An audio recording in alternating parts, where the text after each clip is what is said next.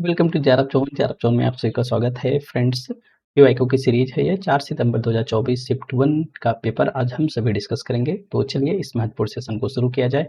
देखा जाए कि आज के पेपर में किस प्रकार के सवाल पूछे गए थे और इन सवालों के जवाब देने की हमारी क्या सही रणनीति होनी चाहिए। तो फर्स्ट से लेकर फिफ्थ तक डेटा इंटरप्रिटेशन के सवाल है। आज का जो डेटा इंटरप्रिटेशन का सवाल है वो बेसिकली एक 5-6 व्यक्ति हैं। 6 व्यक्ति के एक्सपेंडिचर पर डिपेंड है। ये 6 व्यक्ति A B C D E F आप लास्ट वाले कॉलम पे देख पा रहे होंगे। तो यहाँ पे इंडिविजुअल एक्सपेंडिचर का विवरण आपको दिया ही गया है, जो अलग अलग प्रकार के एक्सपेंडिचर्स हैं, जैसे कुछ फूड पर है, कुछ रेंट पर है, ट्रांसपोर्ट पे है, क्लॉथ पे है, एंटरटेनमेंट पे है और मिसलेनियस पर अलग अलग व्यक्तियों के अलग अलग परसेंटेज में एक्सपेंडिचर्स हैं। तो जिसका विवरण टेबल में प्रॉपर दिया गया है। जैसे अगर खाद्य में देखेंगे तो ए व्यक्ति का खाद्य पर जो एक्सपेंडिचर है वो 21.8% है। उसी प्रकार अगर इंटरटेनमेंट पे देखेंगे तो ए व्यक्ति का 13.3% है। तो उम्मीद करता हूँ टेबल में दी गई बातें या टेबल आपको अच्छे से समझ आ गया होगा। पहले सवाल से इसकी हम शुरुआत करने चल रहे हैं। लिखा है, देखिए, यदि ए और डी की मासिक आय क्रमशः 80,000 और 72,000 रुपए है, ए द्वारा की किराए पर व्यय राशि और कपड़ों पर व्यय राशि से कितना परसेंट अधिक है। तो कहा गया कि ए की जो मासिक आय है वो कितनी है, 80,000 रुपए है। ए की मासिक आय 80,000 रुपए है और कहा जा रहा है कि ए द्वारा किराए पर व्यय राशि, ए द्वारा किराए पर, ए यहाँ पर है, किराया कहाँ पे है, यहाँ पर है। तो ए अपनी मासिक आय का 15% किराए पर खर्च करता है। तो ए की जो कुल राशि है 80,000 है। आप कह सकते हो कि 100% बराबर कितने के, या 100 भाग बराबर 80,000 के। तो 15 भाग यहाँ से निकालने में कोई दिक्कत नहीं होगी। यही कॉन्सेप्ट आपको हमने हमेशा पढ़ाया है। तो 15 × 120 आप कहोगे सर 15% इसका 12,000 रुपए हो जाएगा। हमने कहा ठीक है। तो अब हम डी की चलते हैं। तो अगर हम डी की देखेंगे तो डी की जो मासिक आय है वो 72,000 रुपए है। डी की मासिक आय 72,000 रुपए है। तो भाई 100% इसका भी कितना हो गया, 72,000 रुपए हो गया। अब ये कह रहा है कि जो डी है भाई कपड़ों पर जो व्यय कर रहा है, डी कहाँ पर है, डी आपका यहाँ पर है। कपड़ों पर जो व्यय कर रहा है वो यहाँ पे है 12%, अर्थात 100% अगर 72,000 है तो 12% निकालने में कोई खास दिक्कत नहीं होगी। डबल जीरो से डबल जीरो गया। आप 720 में हम कहेंगे 72 में हम 12 का गुणा कर देंगे। अगर हम 720 में 12 का गुणा करेंगे तो 8,640 हमको मिल जाएगा। और लास्ट में हमसे क्या कहा है, ए द्वारा किराए पर व्यय राशि डी द्वारा कपड़ों पर व्यय राशि से कितने परसेंट अधिक है। तो भाई हमें तो अलग अलग निकल ही गया है। एक का 12,000 रुपये खर्चा आ रहा है, एक का 8,640,000 रुपये आ रहा है। अब परसेंटेज अधिक देखने के लिए हमें इसको माइनस करना पड़ेगा। तो अगर हम माइनस करेंगे 12,000 में से 8,640 को, तो हमको मिल जाएगा 3,360 रुपये। ठीक है। अब 3,360 को हम क्या करेंगे, 100 से मल्टीप्लाई कर देंगे और इसको डिवाइड कर देंगे 8,640 से। अगर आप ऐसा करते हैं तो आपको यहाँ पे मिल जाएगा, जानते हैं कितना, 38.89%। 38.89%। आप इसको कैलकुलेट करके देख लीजिएगा। इसका जो राइट आंसर होगा वो 38.89% बन जाएगा। तो चलिए, उम्मीद करता हूँ ये सवाल आपको समझ आ गया होगा। हम चलते हैं सेकंड की तरफ। ये हमारा सेकंड सवाल है। लिखा है, यदि सी और डी द्वारा खाद्य पर व्यय राशि क्रमशः कितना है, इकाई, दहाई, सैकड़ा, हजार, 10,000, लाख, 1,44,000 है और इधर 1,00,000 आपका 72,800 है। ठीक है। तो सी की वार्षिक आय डी की वार्षिक आय का कितना परसेंट है। तो सी और डी द्वारा खाद्य पर व्यय राशि क्रमशः, अगर सी पर देखेंगे तो सी की जो खाद्य पर व्यय राशि है वो 1,44 3 बार जीरो है, 1,44 3 बार जीरो है। और अगर आप सी की देखेंगे, सॉरी डी की देखेंगे तो 1,72,800 है। अगर सी का खाद्य पर व्यय इतना है, अर्थात खाद्य पर व्यय होने का मतलब कहाँ है, सी यहाँ पर है। और आप देख रहे हैं खाद्य पर व्यय मतलब कि 24%, ये खाद्य की ही राशि दी गई है। अर्थात जो लिखा गया है, आप कह सकते हो कि जो 24% है वो 24% बराबर है कितने के, 1,44 3 बार जीरो के। अगर हमें 24% पता है तो इसका हमें 100% निकालने में कोई दिक्कत नहीं होगी। अगर 24 का मान इतना है तो हम 100 का मान आराम से निकाल लेंगे। अगर 24 का मान इतना है तो 100 का मान जब हम निकालने जाएंगे तो बच्चा हमको मिल जाएगा, जानते हैं कितना, 6 और 3 4 5 6 लाख। अर्थात ये जो 6 लाख मिल रहा है ये क्या है, ये सी की वार्षिक आय बन जाएगी। क्योंकि हमें मासिक आय पता थी, हमें क्या पता थी, हमें मासिक आय पता थी। ठीक है। तो अब यहाँ पर क्या हो रहा है कि ये इसका निकल गया। अब इसी प्रकार अगर आप डी का निकालेंगे तो डी का निकालेंगे तो डी का जो खाद्य पर व्यय है, डी कहाँ है, डी यहाँ पर है। डी का जो खाद्य पर व्यय है कितना है, 18% है। तो अब यहाँ पे 18% का मान कितना दिया है, 1,72,800। तो आप कह सकते हो कि 18% की जो वैल्यू है वो 1,72,800 के बराबर है। अगर इसी का आप 100% निकालने जाओगे, अगर इसी का 100% निकालने जाओगे, जब इसको कैलकुलेट करोगे, कैसे करोगे, 100 में 1,72,800 का गुणा करके 18 से भाग करोगे। जब इतना करोगे तो आपको यहाँ से मिल जाएगा 96 और 4 टाइम 0 मतलब कि 9,60,000 के आसपास आपको मिल जाएगा, ठीक है। अब कितना मतलब कि सी की आय, डी की वार्षिक आय का कितना परसेंट है आपको ये देखना है, यही लिखा है ना, सी की वार्षिक आय, डी की वार्षिक आय का कितना परसेंट है, सी की वार्षिक आय, डी की वार्षिक आय का कितना परसेंट है। तो अब भाई 60 कितना है, 4 बार 0 है ना, 5 बार 0 है, 4 5 गुणे 100 हो जाएगा और नीचे क्या आ जाएगा 9 6 1 2 3 4, ठीक है, 1 2 3 4। अगर आप इसको कैलकुलेट करोगे तो जानते हैं आपको 62.5% मिल जाएगा, ठीक है। तो इसका जो राइट आंसर बनेगा वो 62.5% बन जाएगा। अब यहाँ पे कैलकुलेट करेंगे तो थोड़ा सा टाइम ज़्यादा लगेगा, आप लोग भी बोर होंगे, ठीक है। तो इसलिए आप लोग इसको घर पे आराम से कैलकुलेट कर लीजिएगा, तरीके आपको अच्छे से पता हो गए होंगे। तो उम्मीद करता हूँ बताई बातें समझ आ गई होंगी। नेक्स्ट चलते हैं हम क्वेश्चन नंबर 3 पे। लिखा है यदि 6 व्यक्तियों में से प्रत्येक की वार्षिक आय 3 लाख है। अच्छा, जो पूरे ए से लेकर अब तक जितने भी व्यक्ति हैं, प्रत्येक की वार्षिक जो आय है वो 3 लाख रुपए है। कह रहा है निम्न में से ठीक ठीक कितने व्यक्तियों द्वारा कपड़ों पर किया गया व्यय 41,800 से अधिक है। कह रहा भाई कितने लोग ऐसे हैं जो कि कपड़े पर 41,800 से अधिक व्यय करते हैं, लेकिन सबकी जो मासिक वार्षिक आय है वो कितनी है, 41,800 है। तो हम ये गेन कर लेते हैं 3 लाख का कितना परसेंट 41,800 है, तो शायद मेरे लिए बहुत अच्छा हो जाए, ठीक है। तो हम क्या करते हैं भाई 3 लाख का x% निकाल लेते हैं। अब कैसे करेंगे, आप एक नॉर्मल तरीका तो जानते ही होंगे। 3 लाख का x% आप निकाल लीजिए, x बराबर कितने को हो जाएगा 41,800। जब इसको आप कैलकुलेट करने जाओगे तो बनेगा 41,800 गुणे करोगे 100 का और नीचे ले आओगे 3 1 2 3 4 5 डबल जीरो यहाँ ले जाओगे, यहाँ ले जाओगे, यहाँ ले जाओगे और यहाँ ले जाओगे। अब बचेगा ये 30 और ये 418। जब इसमें आप भाग करोगे तो आप देखोगे आपको मिल जाएगा 13.93%, 13.93%। अब ये 13.93% क्या है, 13.93% बराबर है किसके, 41,800 के। अर्थात हम इस जो हमारा कौन सा जो हमारा कपड़े वाला कॉलम है, हम देखेंगे कितने लोग ऐसे हैं जो कि 13.93% से अधिक कपड़े पर व्यय करते हैं। तो ए को देखा तो ए 12.5 करता है, ये तो कट गया। ये 15% कर रहा है, 13.93 से ज्यादा कर रहा है, ये भी नहीं कर रहा है, ये भी नहीं कर रहा है, ये कर रहा है और ये भी नहीं कर रहा है, ठीक है। अर्थात 2 लोग ऐसे हैं, कौन कौन, केवल बी ऐसा है और केवल ई ऐसा है जो कि 41,800 से ज्यादा एक्सपेंस कर रहा है या एक्सपेंडिचर कर रहा है उस पे। तो यहाँ पे जो हम राइट आंसर के रूप में देंगे फर्स्ट वाला, कि 2 लोग ऐसे हैं जो कि 41,800 से अधिक एक्सपेंस कर रहे हैं, ठीक है। तो चलिए क्वेश्चन नंबर 4 की तरफ चलते हैं। लिखा है यदि सी और डी में से प्रत्येक की वार्षिक आय कितना है, 84 8,40,000 है ना, है। तो सी द्वारा किराए पर व्यय राशि और डी द्वारा विविध मदों पर व्यय राशि का कितना योग है। सी और डी में से प्रत्येक की जो वार्षिक आय है 8,40,000 ऐसे है, ठीक है। सी और डी दोनों की है, इस बात को आपको ध्यान में रखना है। तो सी द्वारा किराए पर व्यय, सी को देखेंगे तो सी कहाँ पे है, यहाँ पे है, और किराए पर व्यय कितना कर रहा है, वो 16.3% कर रहा है। सी द्वारा व्यय कितना किया जा रहा है, 16.3% किया जा रहा है। तो 16.3% की वैल्यू अगर आप निकालेंगे तो कितना बनेगा जानते हैं, 16.3% का मान कितना बनेगा। एक तो ये टोटल कितना बन जाएगा, ये 44,000 नहीं 40 है ना का 16.3% और नीचे किसको ले आएंगे, 100 को ले आएंगे। अगर इसको आप कैलकुलेट करके देखेंगे तो आपको मिलेगा 13,69,920। कितना मिलेगा, 13,69,920। इसी प्रकार अगर आप डी का देखेंगे तो डी किस पे खर्च कर रहा है भाई, डी खर्च कर रहा है विविध पर, अर्थात मिसलेनियस पे खर्च कर रहा है। तो डी कितना खर्च कर रहा है मिसलेनियस पे, 18.6%। तो डी का अगर 18.6% निकालने जाएंगे तो इसका भी तो वही बनेगा, 8 और 4 टाइम 0 और गुणे क्या होगा 18.6% और नीचे कितना आएगा 100 के आएगा। जब आप इसको कैलकुलेट करोगे तो आपको जानते हैं कितना मिल जाएगा, 15,6,240, 15,6,240 इतना मिल जाएगा। लेकिन इतना ही तक रुकना नहीं है, दोनों का योग पूछा गया है कि दोनों का योग कितना होगा। ये है आपका व्यय किसका, ये है आपका व्यय सी का रेंट का व्यय और ये है डी का मिसलेनियस का व्यय, ठीक है। अब दोनों को अगर आप जोड़ रहे हो तो दोनों को जब जोड़ोगे तो आपको मिल जाएगा 15, कुछ गड़बड़ हो रहा है क्या, आपको जोड़ेंगे 15 नहीं मिलेगा। अब अगर जोड़ेंगे दोनों को तो आपको मिल जाएगा 29, 31, 60, ठीक है। आपको मिल जाएगा 29, 31, 60, अर्थात तीसरा जो विकल्प है इसका राइट आंसर बोल जाएगा। हमने क्या किया भाई, सी की जो टोटल आय थी वो 8,40,000 थी, 8,40,000 ही आई क्या, दहाई सैकड़ा हजार 10,000 लाख, ठीक। 8,40,000 है, 8,40,000 का 16.3% निकाला, हमको मिला 13,69,20, ठीक है। और डी का हमने 8,40,000 इसका था, इसका 18.6% निकाला, हमको मिला 15, 62, 40।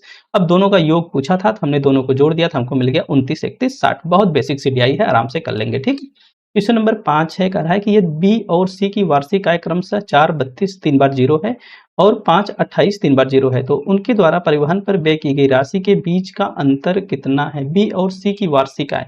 अगर बी की वार्षिक आय देखेंगे तो बी की जो वार्षिक आय है वो 432 3 बार 0 है। 4 बार 3, अगर इसका ट्रांसपोर्ट पे व्यय देखेंगे तो बी कहाँ पर है? यहाँ पर है, और ट्रांसपोर्ट पर व्यय इसका कितना है? 22.6% है। तो अगर परिवहन पर इसका व्यय देखेंगे तो परिवहन पर व्यय निकालने के लिए आप 432 डबल 0 3 बार 0 है ना, का गुणा करेंगे किसमें से? 22.6% और नीचे भाग करेंगे किससे?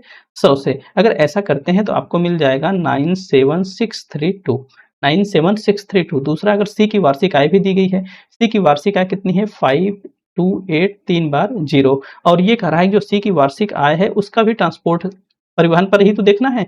अगर सी का देखेंगे परिवहन पे तो 14.8% है, तो अर्थात आप लिखेंगे 528 3 टाइम 0 गुणे 14.8% और नीचे ले आएंगे 100 के, ठीक है, नीचे ले आएंगे 100 के। तो अगर आप इतना कर रहे हैं तो आपको यहाँ पे जो जवाब मिलेगा वो मिल जाएगा 78 144, ठीक है। लेकिन दोनों का अंतर आपसे पूछा गया है, अर्थात इसको और इसको जब आपस में घटाएंगे तो आपको मिल जाएगा 19,488, ठीक है। जब मतलब कि किसको किसको? 97,632 को, और आपको मिल जाएगा 78 144 को जब आपस में घटाएंगे तो 19,488 मिल जाएगा, अर्थात जो 4 वाला विकल्प है ये आपका राइट आंसर बन जाएगा।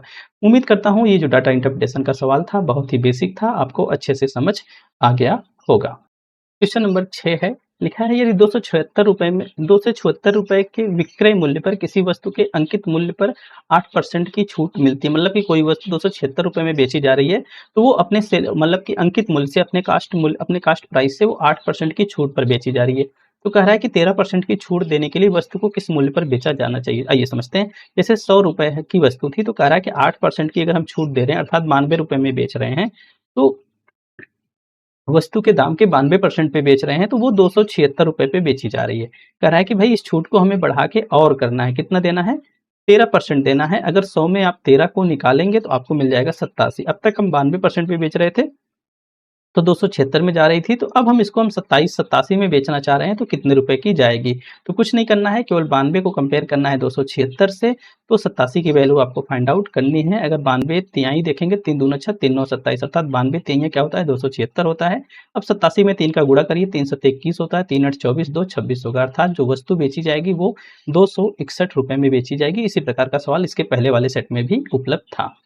तो चलिए क्वेश्चन नंबर 6 हो गया। क्वेश्चन नंबर 7 की तरफ चलते हैं। लिखा है कि identify the parametric test used for statistical analysis. Parametric test और नॉन पैरामेट्रिक टेस्ट दो प्रकार के टेस्टेज हम देखते हैं अपने स्टैटिक्स में। जो पैरामेट्रिक टेस्ट होते हैं बेसिकली वो डेटा के नॉर्मल डिस्ट्रीब्यूशन की अपेक्षा करते हैं। जो नॉन पैरामेट्रिक टेस्ट होते हैं वो डाटा के नॉर्मल डिस्ट्रीब्यूशन की अपेक्षा नहीं करते हैं। तो आप देखेंगे यहाँ पे आपसे पैरामेट्रिक टेस्ट के बारे में पूछा गया है। तो जो पैरामेट्रिक टेस्ट हैं वो है आपका एफ टेस्ट और टी टेस्ट। एफ टेस्ट और टी टेस्ट है आपके पैरामेट्रिक टेस्ट हैं। जो आपके नॉन पैरामेट्रिक हैं वो एच टेस्ट है और यू टेस्ट है। अर्थात इस हिसाब से देखेंगे तो जो इसका राइट आंसर बनेगा वो ए एंड सी बन जाएगा। मतलब कि टी टेस्ट और एफ टेस्ट आपके पैरामेट्रिक टेस्ट हैं। पैरामेट्रिक टेस्ट वे टेस्ट होते हैं जो कि नॉर्मल डेटा के डिस्ट्रीब्यूशन की अपेक्षा करते हैं, और जो आपके नॉन पैरामेट्रिक टेस्ट होते हैं वो डेटा के नॉर्मल डिस्ट्रीब्यूशन होने की अपेक्षा नहीं करते हैं। ठीक है, तो यहाँ पे जो राइट आंसर बना वो फोर्थ वाला ए एंड सी इसका राइट जवाब है। ठीक है, तो जो पैरामेट्रिक टेस्ट होते हैं वो एज्यूम करते हैं कि जो आपका डाटा होना चाहिए वो डाटा नॉर्मल डिस्ट्रीब्यूट होना चाहिए। जो नॉन पैरामेट्रिक टेस्ट होते हैं वो नॉर्मल डिस्ट्रीब्यूशन का एजम्पशन नहीं करते हैं या उसकी अवधारणा नहीं बनाते हैं। तो जो आपका टी टेस्ट है वो आपका पैरामेट्रिक है, और जो आपका एफ टेस्ट है वो पैरामेट्रिक है। बाकी जो एच टेस्ट है, एच टेस्ट को हम क्रुस्कल वालिस एच टेस्ट बोलते हैं, ये नॉन पैरामेट्रिक टाइप का है। और जो यू टेस्ट है उसको मैन विटनी यू टेस्ट के नाम से जानते हैं, जो कि नॉन पैरामेट्रिक टाइप का है। ठीक है, तो इसके बारे में हम थोड़ी सी जानकारी पैरामेट्रिक टेस्ट और नॉन पैरामेट्रिक टेस्ट की एड ऑन कर दिए हैं, आप इसको पढ़ लीजिएगा। बाकी एग्जांपल्स में देखिए टी टेस्ट, एफ टेस्ट, जेस टेस्ट, अनोवा, ये सभी पैरामेट्रिक टेस्ट के उदाहरण है। बाकी नॉन पैरामेट्रिक पे चलोगे, Mann Whitney U test, Kruskal Wallis, chi square test, ये सभी जो टेस्ट होते हैं वो आपके नॉन पैरामेट्रिक टेस्ट के उदाहरण होते हैं। यहाँ पे no assumptions about data distribution. ठीक है, नॉर्मल डेटा डिस्ट्रीब्यूशन के एजम्पशन नहीं होता है, जबकि जो पैरामेट्रिक टेस्ट होता है यहाँ पे यूजुअली डेटा के नॉर्मल डिस्ट्रीब्यूशन होने की बात होती है। जो पैरामेट्रिक टेस्ट होते हैं उसमें जो डेटा का टाइप होता है बेसिकली वो इंटरवल और रेशियो स्केल पर जो डेटा होते हैं वो होते हैं। नॉन पैरामेट्रिक टेस्ट पे वो डेटा होते हैं जो कि ऑर्डिनल एंड नॉमिनल स्केल्स पे हम जिसको कलेक्ट करते हैं। बाकी बातें आप यहाँ से पढ़ लीजिएगा। उम्मीद करता हूँ सवाल समझ आ गया होगा। नेक्स्ट ऑन है आइडेंटिफाई द मेन गुणात्मक शोधकर्ताओं की मुख्य व्यस्तताओं की पहचान करिए। ठीक है, कह रहा है कि मतलब जो गुणात्मक शोधकर्ता होते हैं, रिसर्चर्स होते हैं, क्वालिटेटिव रिसर्चर्स होते हैं, उनका किस पर फोकस होता है, किस पर जोर होता है। तो कहा गया कि भाई इनका जो जोर होता है वो एम्फेसिस ऑन द प्रोसेस, प्रक्रिया पे जोर होता है। बिल्कुल सही बात है। एम्फेसिस ऑन द जनरलाइजेशन नहीं, ये बात गलत है भाई। ये जो लाइन है ये आपकी क्वांटिटेटिव जो रिसर्चर्स होते हैं, जो आपके मात्रात्मक शोधकर्ता होते हैं, उनका जनरलाइजेशन पे जोर होता है। ठीक है, ये बात तो गलत है। थर्ड विकल्प है जो वो लिया है कॉन्टेक्स्ट पे, सही बात है। जो गुणात्मक शोधकर्ता होते हैं या क्वालिटेटिव रिसर्चर्स होते हैं, उनका कॉन्टेक्स्ट पे विशेष रूप से फोकस होता है। चौथा है विवरण पर जोर, भाई इनका डिस्क्राइब करने पर भी फोकस होता है। चीजों को बहुत इन डेप्थ जाके अंडरस्टैंड करने का प्रयास करते हैं। अर्थात आप देखेंगे तो फर्स्ट वाला, थर्ड वाला और फोर्थ वाला इसका राइट आंसर बन जाएगा। सामान्यीकरण, क्वांटिटेटिव जो रिसर्चर्स होते हैं, जो मात्रात्मक शोध होता है, जो मात्रात्मक शोधार्थी होते हैं, उनका जोर जनरलाइजेशन पर अधिक होता है। तो यहाँ पे ACD इसका राइट आंसर बनेगा, अर्थात फोर्थ वाला विकल्प इसका राइट आंसर बन जाएगा। ठीक है, नेक्स्ट ऑन है, कह रहा है निम्नलिखित में से किसके परिणाम हैं वैश्विक गर्मी के, मतलब कि ग्लोबल वार्मिंग की बात हो रही है। ट्रांसलेशन हुआ है, थोड़ा सा इधर उधर हो जाता है। Which of the following are consequence of the global warming, global warming के कौन कौन से कॉन्सिक्वेंस हैं। कह रहा है change of the hydrological cycle, ये बात तो सही है भाई, जब जल विज्ञान के चक्र में परिवर्तन होता है। ठीक है, सही है। स्पीसीज ऑफ माइग्रेशन, भाई प्रजातियों के प्रवास से भी प्रभाव पड़ता है। Change on the ocean circulation, भाई इसके कारण भी होता है। ओशियन एसिडिफिकेशन, अम्लीय महासागर में अम्लों की वृद्धि के कारण। और सी लेवल राइज, भाई जब ग्लोबल वार्मिंग बढ़ेगी तो जो अंटार्कटिका महाद्वीपों पे या जो बर्फ के रूप में पानी है वो पिघलेगा, और पिघलेगा तो पानी पिघल कर वो समुद्र में जाके मिलेगा, जिससे समुद्र का जल स्तर बढ़ जाएगा। तो हम कह सकते हैं ये जो पांचों के पांचों कारक है, ये सभी ग्लोबल वार्मिंग के काज हैं। आप ऐसे जान सकते हो, ग्लोबल वार्मिंग के कारण होते हैं। ठीक है, या उसके परिणाम है, आप कह सकते हो कि ग्लोबल वार्मिंग के कारण ये सारी घटनाएं घटती हैं, ग्लोबल वार्मिंग का आउटकम है ये सारी घटनाएं। तो पांचों के पांचों विकल्प अर्थात ABCD इसका राइट आंसर है। ठीक है, नेक्स्ट ऑन है, कह रहा है कि जल निकाय की because of biology biochemical oxygen demand, BOD की बात हो रही है, dissolve oxygen of water body. कह रहा है कि भाई जल निकाय में जैव रासायनिक ऑक्सीजन मांग घुलित ऑक्सीजन के कारण है। देखिए, अगर किसी भी वाटर रिसोर्सेज में BOD की मात्रा अधिक है तो क्या करेंगे, जो वहाँ के सूक्ष्म जीव हैं उस घुलित ऑक्सीजन को, उस डिसॉल्व ऑक्सीजन को बहुत तेजी से ग्रहण करेंगे।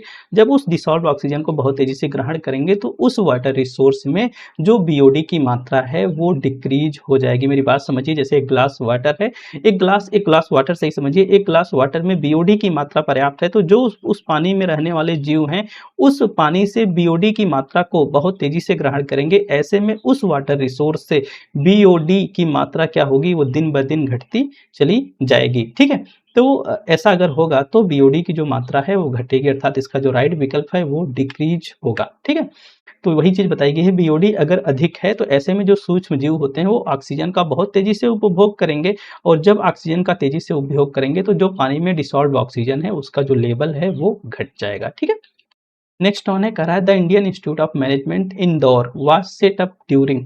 कह रहा है कि जो इंडियन इंस्टीट्यूट ऑफ मैनेजमेंट है इंदौर का है, उसको कब सेटअप किया गया था, कौन सी 5 ईयर प्लानिंग में किया गया था, वो 8वीं थी, 9वीं थी, 10वीं थी, 11वीं थी। ठीक है, इस प्रकार के भी सवाल पेपर में आए हुए हैं। तो 5 ईयर प्लानिंग को भी आपको तैयार करके रखना है। हालांकि इसका जो राइट आंसर है वो 9th 5 ईयर प्लानिंग है।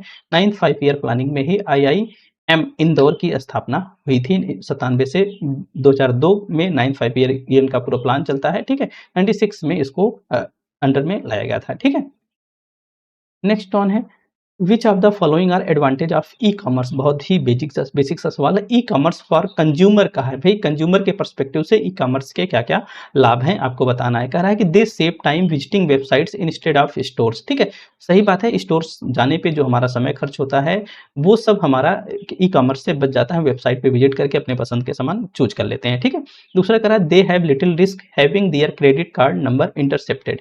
कह रहा है कि उनके क्रेडिट कार्ड के नंबर को इंटरसेप्ट करने का बहुत कम जोखिम होता है। हालांकि लाभ को आप इसको भी रख सकते हो, लेकिन ये क्या है, ये कुल मिला के साइबर सिक्योरिटी से जुड़ा सवाल है, तो हम इसके लिए भी सोचेंगे। आगे चले, they can choose goods from the any vendor on the world. ये भी बात बहुत सही है कि दुनिया में किसी भी विक्रेता से आप सामान जो सकते हैं, जो कि ऑफलाइन स्टोर्स में ऐसा उपलब्ध नहीं हो पाता है। तो ये भी तो बात सही है पूरी तरीके से। कह रहा है they can shop no matter their location time और कंडीशन। ये भी बात सही है, जब हम फ्री होते हैं तब जाके हम शॉपिंग करते हैं। ठीक है, तो ये भी बात सही है। तो अब आप देखेंगे तो यहाँ पे मोस्ट अप्रोप्रिएट आंसर की तरफ जाएंगे तो फर्स्ट, थर्ड और फोर्थ, ठीक है, अर्थात ACD इसका राइट आंसर बनेगा। ये भी है लिटिल रिस्क करने की बात है, क्रेडिट कार्ड नंबर के इंटरसेप्ट होने की बात है, लेकिन ये आप डायरेक्ट एडवांटेज के रूप में नहीं ले सकते हैं, ये सिक्योरिटी से जुड़ा मामला है, ठीक है। तो ACD इसका राइट आंसर बन जाएगा। ये कुछ फायदे हैं भाई ई कॉमर्स के, नुकसान हैं, हमने इसको यहाँ पे इनपुट कर दिया है, आप एक बार इसको देख लीजिएगा, ठीक है। कह रहा है दी गई श्रृंखला में गलत पद का आप पता लगाइए, ठीक है। गलत पद का आपको पता लगाना है 125 से 126, 124, 127, 129, 100। अब देखिए 126 है तो 127 होना चाहिए, और 127 है तो 128 यहाँ पे होना चाहिए, ठीक है। लेकिन यहाँ पे लिखा है क्या 129। अब यहाँ पे देखिए 125 है तो 124 है, 124 है 123 है, अर्थात यहाँ पे तो 122 होना चाहिए, लेकिन यहाँ पर 127 के बाद 128 होना चाहिए, अर्थात जो गलत पद है वो कौन सा है, 29 वाला गलत पद है, अर्थात डी वाला विकल्प इसका राइट आंसर है, ठीक है। कह रहा है which fallacy is committed in the following argument, कह रहा है ambassador cards have almost disappeared, this is an ambassador card, therefore this car is almost disappeared. कह रहा है कि ये किस प्रकार की फैलेसी है, कह रहा है कि वो इक्वेशन है, कि ये फैलेसी ऑफ डिवीजन है, हैस्टी ऑफ जनरलाइजेशन है, स्लिपरी स्लोप है, ठीक है। हमने कुछ दिन पहले या इसके पहले वाले सेट में शायद फैलेसी ऑफ कंपोजिशन की बात की थी। उस फैलेसी में मैंने आपको बताया था कि किसी एक पार्ट, मतलब कि पार्ट की विशेषता को जब हम क्या करते हैं, किसी एक पार्ट की विशेषता को जब हम होल पर लागू कर देते हैं, संपूर्ण पर लागू कर देते हैं, तो उसको हम बोलते हैं फैलेसी ऑफ कंपोजिशन। उस दिन मैंने आपको उदाहरण दिया था कि जैसे ये बिंदु है, बिंदु की अपनी विशेषताएं हैं, ठीक है, बिंदु की कोई अपनी लंबाई नहीं होती है, तो बाद में अगर बिंदुओं से हम जोड़ देंगे तो ये लाइन बन गई, तो लाइनों की भी अपनी लंबाई नहीं होगी, तो ये क्या है, ये फैलेसी ऑफ कंपोजिशन है। लेकिन यहाँ पे उसका उल्टा है, यहाँ पे क्या है, कह रहा है कि ambassador cars have almost disappeared, ठीक है, अर्थात ये होल के संपूर्ण को किस पे लागू कर रहा है, पार्ट पर लागू कर रहा है, संपूर्ण को क्या कर रहा है, पार्ट पर लागू कर रहा है, ठीक है। तो संपूर्ण को क्या कर रहा है, पार्ट पर लागू कर रहा है। जैसे मैं इसी उदाहरण को उल्टा कर दूं, हमने कहा कि ये लाइन है, लाइनों की भी अपनी लंबाई है, लेकिन जो लाइनें होती हैं वो बिंदुओं से मिलकर बनी होती हैं और बिंदुओं की अपनी लंबाई होती है। अगर इस तरीके से हम बोले तो ये फैलेसी ऑफ डिवीजन है, अर्थात होल के संपूर्ण का जो कैरेक्टरिस्टिक्स है उसको हम पार्ट पर अप्लाई कर रहे हैं और मान रहे हैं कि जो होल की कैरेक्टरिस्टिक बनती है वही पार्ट्स की भी बनती है, ठीक है। तो ये यहाँ पे क्या हो रहा है कि यहाँ से होल की मतलब कि संपूर्ण की जो कैरेक्टरिस्टिक्स है उसको हम पार्ट पर अप्लाई करने हैं, पूरी एम्बेसडर कार को एम्बेसडर कार के जो फीचर्स हैं वो पर्टिकुलर इंडिविजुअल कार्स के ऊपर अप्लाई कर दिया जा रहा है, ठीक है। तो यहाँ पे जो राइट आंसर बनेगा वो फैलेसी ऑफ डिवीजन बनेगा। बाकी हेस्टी जनरलाइजेशन को आप जानते ही हैं, जब हम अपर्याप्त डेटा के आधार पर सामान्यीकरण कर देते हैं। स्लिपरी स्लोप का मतलब होता है कि भाई स्लिपरी स्लोप का मतलब ये है कि जब कोई परिणाम आता है तो परिणाम को बहुत तेजी से आपको नीचे ले जाता है या परिणाम बहुत तेजी से आपको ऊपर ले जाता है, ठीक है। तो अपर्याप्त उदाहरणों के आधार पर जब हम सामान्य निष्कर्ष निकाल देते हैं तो ये होता है। स्लिपरी स्लोप का मतलब है कि जब छोटा कदम कोई अनिवार्य रूप से नकारात्मक परिणामों की ओर आपको लेके चला जाता है, वो भी मतलब कि आप प्रयास तो बहुत छोटा करते हैं, लेकिन उस छोटे से, जैसे कई टाइम आप फिसल जाएं, स्लिप कर जाएं, तो स्लिप क्या होता है, आप चल रहे होते हैं और अचानक से फिसल जाते हैं, तो तेजी से फिसलते होते हैं, तो वो क्या है, स्लिपरी स्लोप है। आप अचानक से किसी नकारात्मक परिणाम की तरफ मूव ऑन होते हैं तो वहां पे होता है क्या, स्लिपरी स्लोप, ठीक है। Next on the union government of India had 2011 decided to establish national institute of design in the states. हो सकता है ये सवाल आपको पता ना हो, हमको भी नहीं पता था, ठीक है। तो union government of India had 2011 में कह रहा है कि भाई नेशनल इंस्टीट्यूट ऑफ डिजाइन के इंस्टीट्यूट से कौन कौन से स्टेट्स में अप्लाई करने के लिए स्थापित करने की बात की गई थी, ठीक है। ये बिल्कुल स्टैटिक सवाल है, बहुत कम लोगों को याद रहा होगा, और भी 2011 की बात थी तो वैसे भी कंफ्यूजन बरकरार है, ठीक है। तो इसका जो राइट आंसर है वो ACE है, अर्थात आंध्र प्रदेश है, असम है और हरियाणा है। ये 3 स्टेट्स थे जहां पे राष्ट्रीय डिजाइन संस्थान स्थापित करने का निर्णय 2011 में भारत की केंद्र सरकार द्वारा लिया गया था। अब तक ये नहीं याद रखना था, लेकिन अब आपके पेपर में आ गया है तो इसको आपको ध्यान में रखना है, ठीक है। कह रहा है कि 7 पंप 7 दिन 10 घंटे काम करते हुए 20 दिनों में एक टैंक खाली कर सकते हैं, तो 14 दिनों में टंकी को खाली करने के लिए 5 पंपों को कितना दिन तक काम करना पड़ेगा। तो वही फार्मूला है M1 D1 H1 वाला फार्मूला, आप उसी को अप्लाई कर दीजिए, आराम से हो जाएगा M2 D2 H2 पे, ठीक है। तो आराम से हो जाएगा, तो ये हो जाएगा आपका 70, ठीक है। 7 पंप 10 घंटे काम करते हुए 20 दिनों में एक टैंक को खाली कर सकते हैं, तो ये कह रहा है कि भाई 7 टैंक है ना, 7 टैंक, ठीक है, 10 घंटे काम करते हुए 20 दिन में किसी टैंक को खाली कर दे रहे हैं, तो ये बन जाएगा आपका कितना, 5 गुणे H गुणे 14, कितने घंटे में काम करना, यही तो होगा ना। तो यहाँ पे अगर आप H की वैल्यू निकालेंगे तो H की वैल्यू बन जाएगी 7 गुणे 10 गुणे 20 और नीचे आ जाएगा 5 गुणे 14, ठीक है। 7 1 के 7, 7 दूना 14 होता है, 2 5 10 होता है, 5 दूना 10 होता है, तो 5 दूनी 10, ठीक है। तो अब 5 दूनी 10, 5 चौका 20 होता है ना, 5 चौका 20 होता है, कुछ गड़बड़ कर दिया क्या, 7 गुणे 10 गुणे 20 नीचे आएगा 5 गुणे 14 तो 5 एक्के 5, 5 दूनी 10 होता है, फिर 7 दूना 14 होता है, 2 दामा 10 होता है, 6 10 दूना 20 घंटे इसका राइट आंसर बन जाएगा। ठीक है। नेक्स्ट ऑन है क्वेश्चन नंबर 17 है, कह रहा है कि अब marketing instructors want to engage students by conducting live polls, ध्यान से सुनिएगा, live polls during an online lecture to gather instant feedback of the marketing strategies. कह रहा है कि एक विपणन प्रशिक्षक है जो कि भाई मार्केटिंग की स्ट्रेटजीज पे तत्काल प्रतिक्रिया एकत्र करने के लिए एक ऑनलाइन व्याख्यान के दौरान लाइव पोल आयोजित करता है। लाइव पोल आयोजित करके छात्रों को इंक्लूड करना चाहता है या उनकी स्ट्रेटजी का उनका फीडबैक लेना चाहता है। तो कह रहा है कि पोल बनाने के लिए और प्रदर्शित करने के लिए प्रशिक्षक को निम्नलिखित में से कौन से उपकरण का प्रयोग करना चाहिए। ठीक है। तो इन सारे के बारे में हमने आपको इसके प्रीवियस में बता दिया, कोई भी ऐसा टूल नहीं है जिसके बारे में मैंने आपको नहीं बताया है। जो एडोब इलस्ट्रेटर है ये बेसिकली इमेज के लिए आप कह सकते हो, वेक्टर ग्राफिक्स के लिए है। ठीक है। स्लीडो है, इससे आप ऑनलाइन पोल तैयार कर सकते हैं। स्ट्रा पोल है, इससे भी आप तैयार कर सकते हैं। कैमटेसिया ये video recording, screen recording, video editing के लिए प्रयोग किया जाता है। जो फ्लिप ग्रिड है बेसिकली बच्चों के वीडियो डिस्कशंस का एक प्लेटफॉर्म है। ठीक है, एक सॉफ्टवेयर है आप कह सकते हो। तो यहाँ पर जो मिल रहा है आपका एडोब इलस्ट्रेटर वेक्टर ग्राफिक्स से जुड़ा है, स्लाइडो से पोल बनेगा, स्ट्रा पोल से पोल बन जाएगा। ठीक है। और कैमटेसिया से वीडियो एडिटिंग होता है, फ्लिपग्रिड से एक वीडियो डिस्कशन का प्लेटफॉर्म है। ठीक है। तो आप कह सकते हो कि इसका जो राइट आंसर बनेगा वो बी एंड सी बन जाएगा। इन सब के बारे में मैंने पहले बता दिया है, यहाँ पे मैंने इंक्लूड नहीं किया है। ठीक है। वैसे भी एक लाइन में जान लीजिए, एडोब इलस्ट्रेटर वेक्टर ग्राफिक्स के लिए जाना जाता है। जो स्लाइडो है, स्लाइडो बेसिकली लाइव पोल आयोजित करने के लिए या भाई लोगों के ओवरव्यू फीडबैक लेने के लिए इसको यूज कर सकते हो आप। स्टॉप पोल को पोल क्रिएट करने के लिए, Camtasia video editing, screen recording वगैरह करने के लिए, flip grid basically video discussions के लिए इस्तेमाल में लाया जाता है। ठीक है। क्वेश्चन नंबर 17 है, ये देखिए वही सब है, वीडियो डिस्कशन प्लेटफॉर्म है, screen recording, video editing, online poll बनाने के लिए, स्लाइडो लाइव पोल्स और इंटरेक्टिव सेशन करने के लिए, और एडोब जो इलस्ट्रेटर है बेसिकली ग्राफिक डिजाइन का टूल है। ठीक है। नेक्स्ट है, an IT giant company Infosys has its global education centre. कह रहा है कि भाई आईटी जायंट कंपनी इन्फोसिस का ग्लोबल एजुकेशन सेंटर कहाँ है। हो सकता है ये क्वेश्चन आपको भी ना याद रहा हो। ठीक है। तो अब इसको याद कर लेना चाहिए आपको। इसका जो राइट आंसर है वो मैसूर है। ठीक है। इसका राइट आंसर क्या है, मैसूर है। नेक्स्ट ऑन निम्नलिखित में से कौन सा तर्क भ्रामक है, क्योंकि मध्य पद बहुत संकीर्ण है, मिडिल टर्म के नैरो होने की बात है। अगर आप हमारी ये जो सीरीज मैंने पीवाईक्यू करने की स्टार्ट की, अगर आप इसको देखे होंगे तो ये सवाल आपके देखने भर का था। अगर आप पीछे के पूरे सेट को देखे होंगे तो ये सवाल आपके देखने भर का था। तो इसका जो राइट आंसर बन जाएगा, देखिए, all things are non internal because they are knowable, sound is internal because audible. ठीक है, यही इसका राइट आंसर है। इसके लिए मैंने आपको एक स्लाइड दी थी, उस स्लाइड को जरूर ध्यान में रखिएगा। देखिए यहाँ पे बात की गई है, जो मिडिल टर्म है जब टू नैरो होता है, इसके लिए उदाहरण मैंने दिया था, sound is internal because it is Audible. ठीक है, ये जो स्लाइड है, इस स्लाइड को आप स्क्रीनशॉट ले लीजिए, लिख लीजिए, इसको ऐसे ही याद कर लीजिए। ठीक है। देखिए लॉजिकल रीजनिंग में ऐसे सवाल बहुत टाइम रिपीट हुए हैं जो कि सेम टू सेम रिपीट होते हैं। सेम टू सेम कहने का मतलब उदाहरण शब्दशः रिपीट होते हैं। तो जब भी देखेंगे आप मिडिल टर्म टू नैरो करने की बात होगी तो उसमें ये उदाहरण जरूर देखने को मिल जाता है, sound is eternal because it is Audible. जब भी विरुद्धा फैल्सी की बात होगी, कंट्राडिक्टेड मिडिल की बात होगी, तो वहां पे आपको sound is eternal because it is produced, air is heavy because it is empty, ये सब उदाहरण आपको देखने को मिल ही जाते हैं। जब नॉन इन्फ्लुएंशियल कॉन्ट्राडिक्टेड मिडिल की बात होगी तो fire is cold because it is substances. मैंने रिपीटेशन में इसको नंबर ऑफ टाइम देखा है तो इसको इंक्लूड कर दिया है। आप भी इसको जोड़ लीजिए, पढ़ लीजिए, याद कर लीजिए। ठीक है। तो इसका जो राइट आंसर बनेगा वो सेकंड वाला बन जाएगा आपका, sound is eternal because it is Audible. निम्नलिखित में से कौन सा कथन तार्किक रूप से समतुल्य है। लॉजिकल इक्विवेलेंट का सवाल है, बहुत टाइम लॉजिकल इक्विवेलेंट बहुत अच्छे से पढ़ाया है हमने।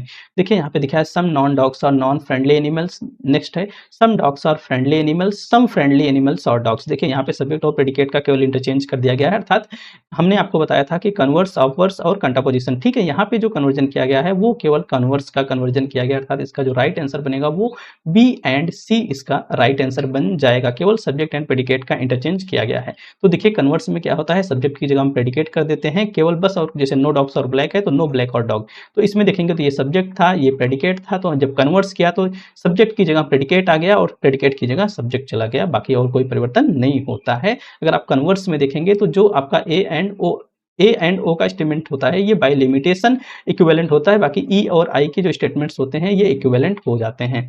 ऑब्वर्ड्स पे चलोगे तो ऑब्वर्ड्स में भी वर्जन का इंटरचेंज होता है, आल की जगह नो और सम की जगह सम नॉट में परिवर्तन, प्लस प्रेडिकेट के आगे हम नॉन जोड़ देते हैं। जैसे ऑल डॉग्स आर ब्लैक में है तो ऑल को हम नो में करेंगे, no dogs are non black, ये प्रेडिकेट है आपका, ब्लैक प्रेडिकेट है और हम प्रेडिकेट के आगे नॉन लगा देते हैं। तो आप पहचान कैसे पाओगे ऑब्वर्ड से? ऑब्वर्ड्स पहचानने का एक ही तरीका है, अब जो स्टेटमेंट होगा उसके प्रेडिकेट में नॉन लगा है तो आप ऑब्वर्ड्स को पहचान जाओगे, इसके चारों स्टेटमेंट इक्विवेलेंट हो जाते हैं। बाकी कॉन्ट्रापोजिशन पे चलोगे तो सब्जेक्ट की जगह प्रेडिकेट होगा और प्लस सब्जेक्ट और प्रेडिकेट दोनों के आगे कॉम्प्लीमेंट लगा होगा, दोनों के आगे नॉन लगा होगा। जैसे ऑल यस एच पी है तो इसके देखिए all non P is non yes, देखिए पहले तो क्या ऑल यस एच पी था तो सब्जेक्ट को प्रेडिकेट में इंटरचेंज कर दिया गया, प्लस सब्जेक्ट के आगे भी नॉन लगाया गया, कॉम्प्लीमेंट लगाया गया और यस के आगे भी कॉम्प्लीमेंट लगाया गया, तो अर्थात सब्जेक्ट और प्रेडिकेट दोनों के आगे कॉम्प्लीमेंट लगाया गया। दूसरा, इसका जो नो और सम का स्टेटमेंट होता है इसके लॉजिकल इक्विवेलेंट पॉसिबल नहीं होते हैं और बस केवल आल के और सम नॉट के पॉसिबल हो पाते हैं। ठीक है, बस बाकी इसको ध्यान में रखिएगा। तो इसके यस यस और इन दोनों के तो पॉसिबल ही नहीं है। कह रहा है कि निम्नलिखित में से कौन सी बीमारी अल्ट्रावायलेट यूवी किरणों के संपर्क में आने के कारण नहीं होती है? नहीं होती है, ध्यान में रखिएगा, नहीं होती है।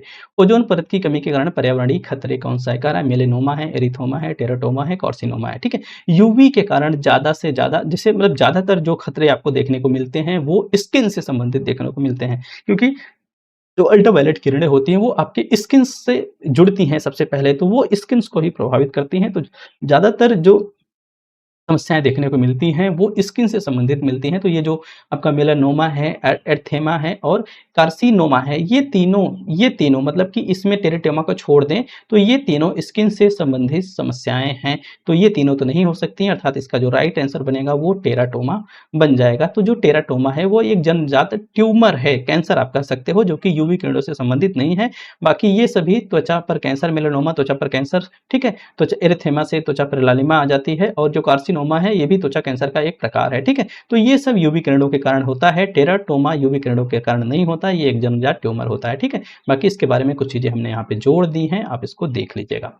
नेक्स्ट ऑन कर रहा है which of the following statements are true regarding contrary proposition. Contrary के मतलब के ए ई आई ओ, ठीक है, तो ये आपका कॉन्ट्राडिक्टरी है, ये आपका कंट्रेरी है, मतलब कि यहाँ पे रिलेशन जो ये कंट्रेरी है, ये आपका सब कंट्रेरी है और ये सब अल्टर्न्स है और ए ओ के बीच में कंट्राडिक्शन है। ठीक है, तो जो कंट्रेरी है कह रहा है ए और ए के बीच में क्या संबंध होता है, तो कह रहा है कि वे दोनों सत्य नहीं हो सकते हैं, वे दोनों असत्य नहीं हो सकते हैं, वे दोनों असत्य हो सकते हैं। यदि एक सत्य है तो दूसरा असत्य होना चाहिए। They can not be both true, ये बात सही है, दोनों ट्रू नहीं हो सकते हैं, एक ट्रू होगा तो एक फॉल्स हो जाएगा। ठीक है, तो ये पहली बात तो सही है। कह रहा है कि दोनों असत्य नहीं हो सकते हैं, नहीं भाई यही बात गलत है, दोनों असत्य हो सकते हैं लेकिन दोनों सत्य नहीं हो सकते हैं, ऐसे जान लीजिए। ठीक है, एक तो कहा गया कि वे दोनों सत्य नहीं हो सकते हैं, ठीक है, दूसरा वे दोनों असत्य नहीं हो सकते हैं, तीसरा वे दोनों असत्य हो सकते हैं। ठीक है, वे दोनों सत्य हो सकते हैं लेकिन वे दोनों असत्य नहीं हो सकते हैं। ठीक है, तो और यदि एक सत्य है तो दूसरा असत्य होना चाहिए। तो अगर आप देखेंगे तो इसका जो राइट आंसर बनेगा वो ए सी डी बन जाएगा। जो कंट्रेरी रिलेशनशिप बनती है वो आपकी बनती है ए और ई के बीच में, ए और ई के बीच में। तो ये देखिए अगर ये ट्रू है तो ये फॉल्स हो जाएगा, अगर ये फॉल्स है तो ये फॉल्स नहीं हो सकता है, बस ये कंडीशंस इसकी बनती है, जिस बात को ध्यान में रखिएगा। ठीक है, नेक्स्ट है a relationship in which a less experience learner acquires knowledge and skills under the guidance on the expert is known as. कह रहा है कि भाई किसी एक्सपर्ट से अगर कोई लेक्स एक्सपीरियंस्ड नॉलेज गेन करता है, मार्गदर्शन लेता है, कौशल लेता है, तो इस प्रक्रिया को क्या कहा जाता है? जैसे मान लो कि आप हो और आपके टीचर हैं, ठीक है, अगर आप अपने टीचर से गाइडेंस लेते हो, मार्गदर्शन लेते हो, नॉलेज लेते हो, तो स्किल्स लेते हो, तो इस प्रक्रिया को क्या कहा जाता है? क्लाउड कंप्यूटिंग, ये बिल्कुल गलत है भाई, ये कंप्यूटर से जुड़ा शब्द है। कॉग्निटिव लोड भी नहीं है, ये है कॉग्निटिव अप्रेंटिसशिप। ठीक है, ये है कॉग्निटिव अप्रेंटिसशिप। भाई कॉग्निटिव अप्रेंटिसशिप एक प्रकार की प्रक्रिया होती है जिसमें जो एक्सपर्ट से जो स्टूडेंट्स होता है या कम अनुभवी, हम कह सकते हैं स्टूडेंट ना कहें, कम अनुभवी कहें, जिसको उसका अनुभव नहीं है, जब वो सामने वाले से स्किल्स लेता है, नॉलेज लेता है, गेन करता है, इस प्रक्रिया को कॉग्निटिव अप्रेंटिसशिप बोला जाता है। इस बात को ध्यान में रखिएगा। जब सीखने की प्रक्रिया में विशेषज्ञ से मार्गदर्शन या वास्तविक संदर्भ में हम नॉलेज गेन करते हैं या कौशल गेन करते हैं, कौशल प्राप्त करते हैं, तो इस प्रक्रिया को कॉग्निटिव अप्रेंटिसशिप बोला जाता है। ये एब्रिविएशंस हैं और मीनिंग इसकी दी गई है, आपको मैच कराना है, आप आराम से मैच करा सकते हैं। इसके बारे में मैंने आपको की कॉन्सेप्ट सीरीज में बहुत अच्छे से पढ़ाया और समझाया भी है। आपको अगर पता होगा तो सीएफ से कंपेयर होता है, ये सबको पता होता है, आपको भी पता होगा। सीएफ से मतलब होता है कंपेयर, एट ऑल का मतलब होता है एंड अदर्स, ठीक है, और अदर्स, ठीक है।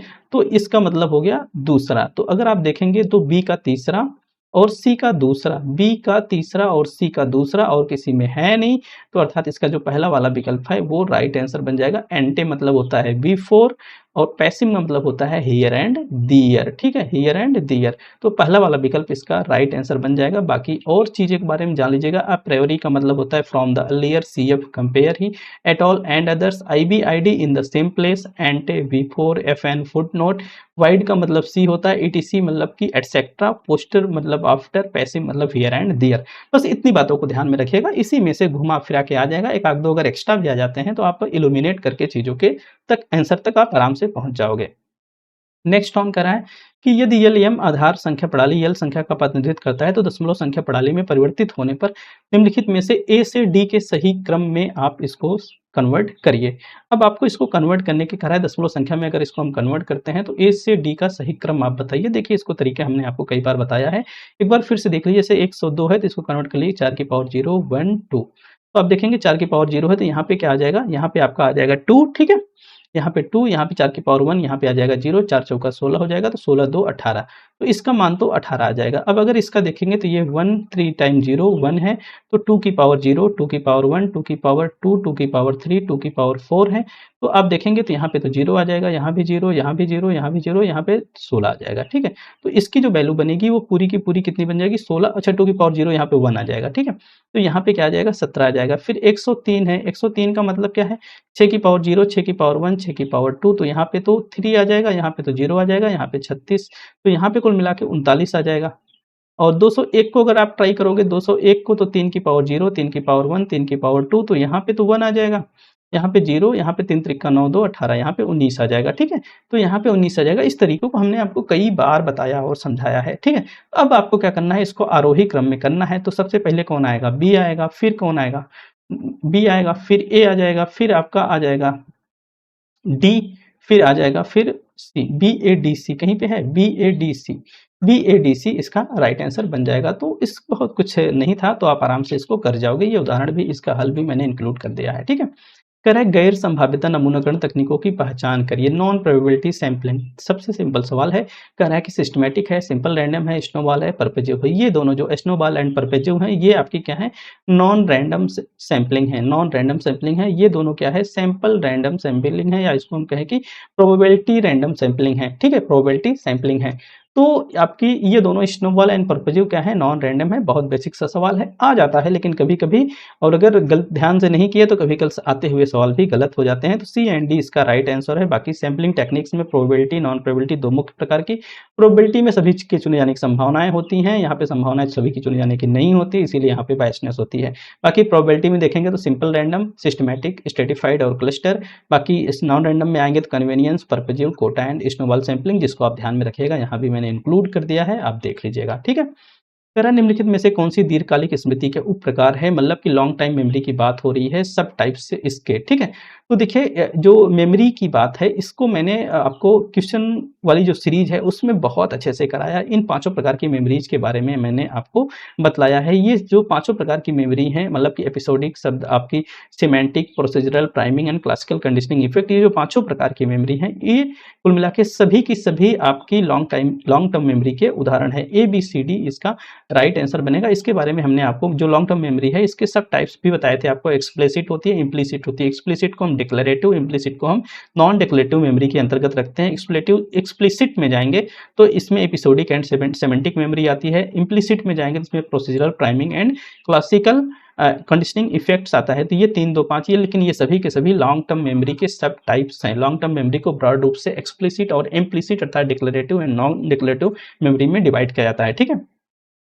क्रॉस मैच करने का सवाल है, एक तरफ मेलवेयर है, दूसरी तरफ उसकी मीनिंग है, रैंसमवेयर, स्पाईवेयर, वॉर्म है और ट्रोजन हॉर्स है। रैंसमवेयर का मतलब है कि आपसे एक रैंसम अमाउंट मांगा जाता है, ठीक है, आपसे एक रैंसम अमाउंट मांगा जाता है। भाई कहेगा कि अगर आप रैंसम अमाउंट नहीं देंगे तो आपके कंप्यूटर को वो लॉक कर देगा और उसको अनलॉक करने के बदले आपसे पैसा मांगेगा, तो अर्थात ए का हो जाएगा। थर्ड देखिए यहाँ पे आपसे ना मांगा जा रहा है ना पेमेंट, मॉनेटरी पेमेंट मांगा जा रहा है, तो ए का थर्ड है, ए का थर्ड केवल एक ही में है। इस प्रकार से भी सवालों को आप इल्यूमिनेट करके जवाब दे सकते हो। स्पाईवेयर क्या करता है भाई, स्पाईवेयर आपकी जासूसी करता है, आपके कार्यों की, आपके रिकॉर्ड्स की निगरानी करता है, दूसरे को उसको दे देता है जिससे आपकी जासूसी होती है। स्पाईवेयर का मतलब फर्स्ट है।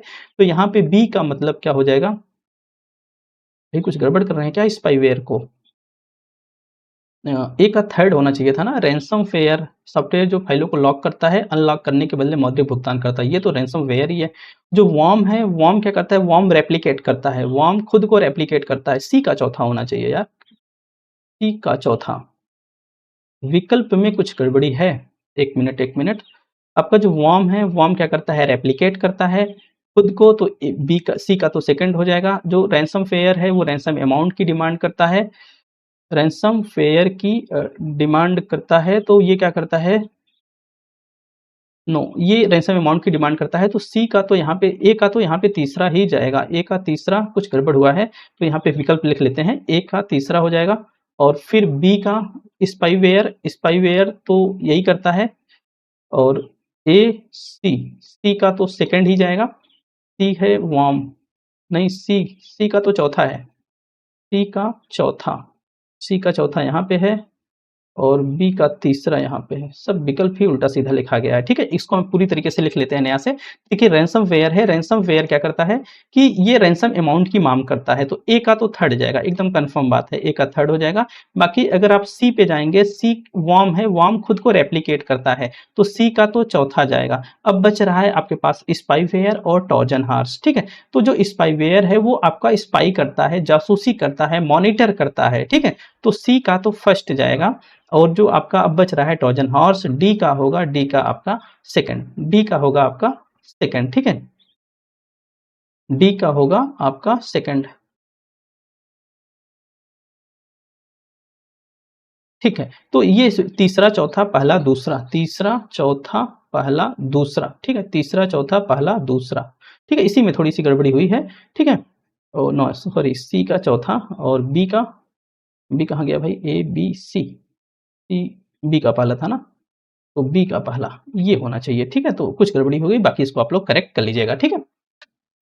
नेक्स्ट ऑन है amount of destruction caused by earthquake is major, कर रहा है भूकंप के कारण होने वाले विनाश की मात्रा की माप है। मतलब कि जब भूकंप आता है तो जो डिस्ट्रक्शंस होता है, तो कह रहा है कि amount of destructions caused bye an earthquake, भूकंप के कारण होने वाले विनाश की मात्रा की माप है। कह रहा है कि रिक्टर स्केल है, तीव्रता पैमाना है, परिणाम पैमाना है, मरकरी स्केल है, ठीक है। तो इसका जो राइट आंसर है वो मरकरी स्केल है। बेसिकली मरकरी जो स्केल होती है उसको इंटेंसिटी स्केल के नाम से जाना जाता है। यह मापता है कि भूकंप से इमारतों, लोगों और जमीन पर कितना नुकसान हुआ है, आपको ये बतलाता है। बाकी जो आपका रिक्टर और मैग्नीट्यूड स्केल है, ठीक है, रिक्टर या मैग्नीट्यूड स्केल है, यह भूकंप के केंद्र से निकलने वाली ऊर्जा की मात्रा को मापता है, ना कि विनाश को मापता है। कुल मिला के जो रिक्टर स्केल है और जो आपका मैग्नीट्यूड स्केल है ये एक ही है, और जो इंटेंसिटी स्केल और मरकरी स्केल है ये भी एक ही है। तो जो मरकरी स्केल है वो भाई भूकंप से क्या नुकसान हुआ है, कितना नुकसान हुआ है, इसको मेजर करने का काम करता है कौन, मरकरी स्केल, तो ध्यान में रखिएगा।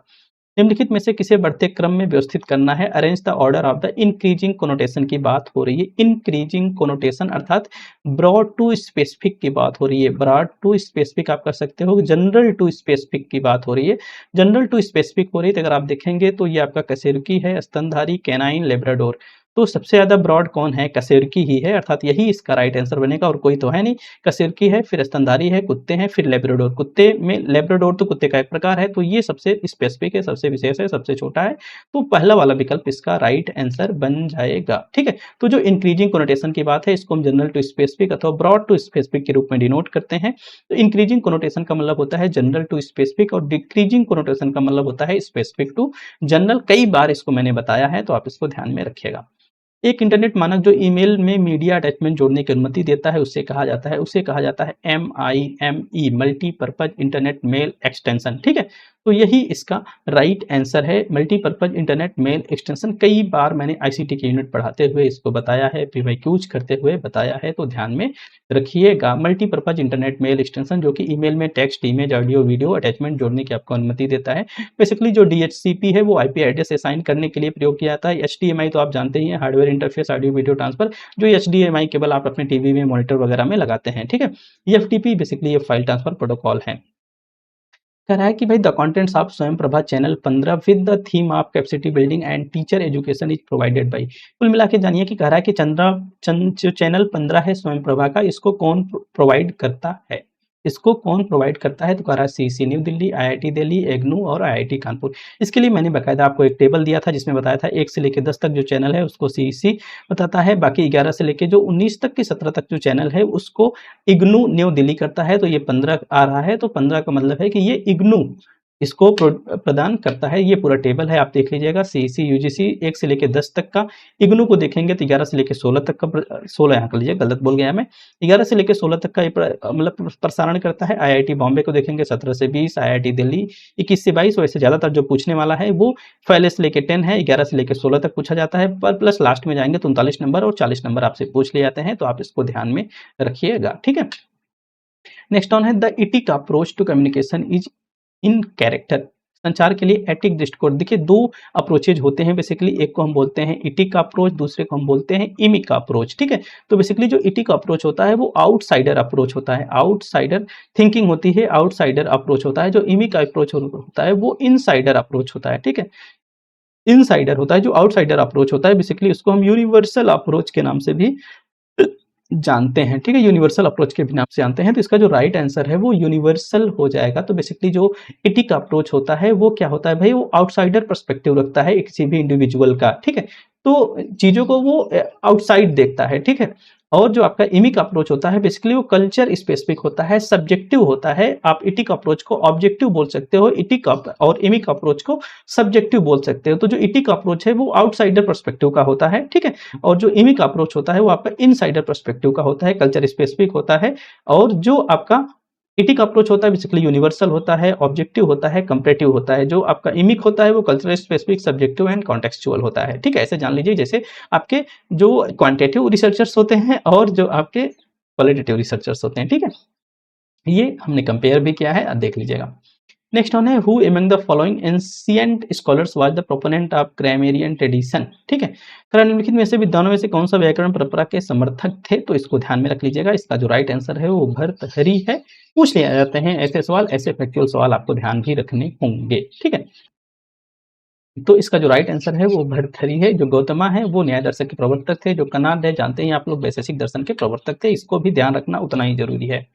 कह रहा है कि the new education policy 2020 suggested degrees courses, भाई एनईपी 2020 में कौन कौन सी डिग्री कोर्सेज को सजेस्ट किया गया है। कह रहा है कि development of communication, logic, art and museum, graphic design and web design. NEP 2020 में बच्चा आर्ट एंड म्यूजियम एडमिनिस्ट्रेशन और ग्राफिक डिजाइन और वेब डिजाइन में कहा गया भाई इसके लिए आप सोच विचार कर डिग्री कोर्सेज लॉन्च करिए।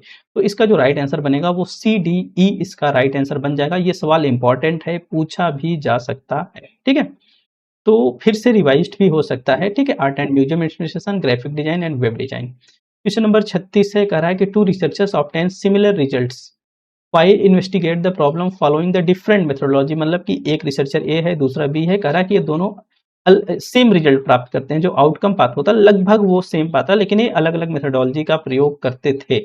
अलग अलग मेथोडोलॉजी से वो किसी पर्टिकुलर वर्क का एक ही रिजल्ट गेन करते हैं। तो कह रहा है कि इस माप से क्या पता चलता है कि भाई ये इंटररेटर वैलिडिटी है कि कन्वर्जेंट है, कंस्टेंट है, रीटेस्ट है। देखिए इंटररेटर में भाई 2 अलग अलग रिसर्चर्स होते हैं, ठीक है, 2 अलग अलग रिसर्चर्स होते हैं। और यहाँ पे क्या कहा गया कि ये कन्वर्जेंट वैलिडिटी है, कंस्ट्रक्ट वैलिडिटी देखती है कि भाई जो पर्टिकुलर टूल से उसका कंस्ट्रक्शन नियम, रूल, प्रोफाइल के अनुसार हुआ है कि नहीं हुआ है। तो ये तो नहीं है। रीटेस्ट मतलब क्या है कि इसमें भाई एक बार उसका टेस्ट लिया जाता है, फिर उसका दोबारा टेस्ट किया जाता है, ठीक है, फिर उसका दोबारा टेस्ट किया जाता है। तो ये भी नहीं है, ये भी नहीं है। तो इसका जो राइट आंसर बनेगा वो कन्वर्जेंट वैलिडिटी बन जाएगा। बेसिकली एक्सप्लेनेशन इसका देख लीजिए, इसमें 2 शोधकर्ता अलग अलग विधियों से, इसमें भी 2 शोधकर्ता होते हैं, इंटररेटर है, ठीक है, इंटररेटर है, 2 अलग अलग शोधकर्ता है लेकिन सेम विधियों से काम करते हैं।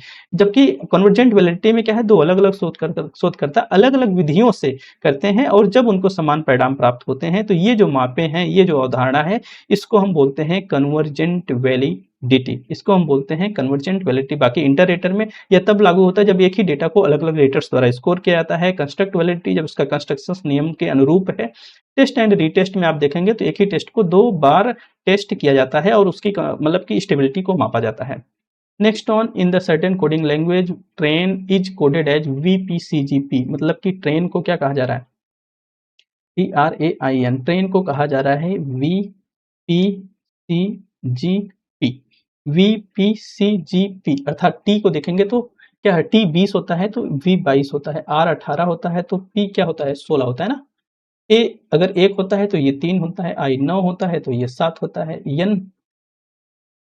MNOP P 16 होता है तो ये 14 होता है। तो +2 -2 का खेल है, आप लोग करके देख लीजिएगा। इसका जो राइट आंसर बनेगा RPQSF, मतलब कि एक बार प्लस हो रहा है, एक बार माइनस, एक बार प्लस, एक बार माइनस, एक बार प्लस, एक बार माइनस। तो इसका जो राइट आंसर बनेगा RPQSF, सेकंड वाला इसका राइट आंसर बन जाएगा, करके देख लीजिएगा, ठीक है। नेक्स्ट ऑन है, कह रहा है कि अ सम ऑफ मनी, एक राशि को कई बच्चों के बीच समान रूप से विभाजित किया जाता है। कह रहा है कि यदि 10 बच्चे कम होते तो प्रत्येक को 5 रुपए मिलते, अधिक मिलते, ठीक है। और यदि 10 बच्चे अधिक होते तो प्रत्येक को 3 रुपए कम मिलते। तो वितरित की जाने वाली धन राशि आपसे पूछी गई है। तो कह रहा है कि अगर 10 बच्चे कम होते, 10 बच्चे कम होते तो कह रहा है कि भाई 5 ज्यादा मिलता, ठीक है। और अगर 10 बच्चे 10 अधिक होते, अगर 10 अधिक होते तो 3 कम मिलते। कुल मिला के कहा जाए कि भाई 20 बच्चों का फ़र्क करने पर, 20 बच्चों का फ़र्क करने पर 8 का फ़र्क आपको देखने को मिल रहा है। 20 बच्चों का फ़र्क करने पर 8 का फ़र्क करने को मिल रहा है। तो मान लेते हैं बच्चों की जो संख्या है वो x है और प्रत्येक बच्चे को मिलने n कर दीजिए, ज़्यादा ठीक रहेगा। मान लीजिए कि जो बच्चों की संख्या है वो क्या है, n है, और प्रत्येक बच्चों को जो मिलने वाला अमाउंट है वो x है। तो कुल राशि की अगर बात होगी तो कुल राशि क्या बन जाएगी, n इंटू x बन जाएगी। यही तो बनेगी ना भाई, कुल बच्चों की संख्या n है और अगर मिलने वाली राशि x है तो कुल राशि जो बनेगी n इंटू x बन जाएगी।